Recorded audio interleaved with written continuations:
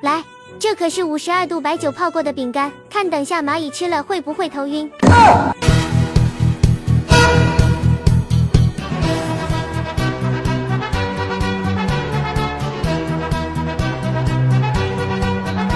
等等，这个蚂蚁怎么回事？走起路来怎么一拐一拐的？半个小时后，咦，这个蚂蚁怎么了？走起路来怎么一溜一溜的？算了，不能让他们再吃了，怕不要等下全都要趴在这了。咦，这都已经没饼干了，他们怎么还不走？不会是对白酒味情有独钟吧？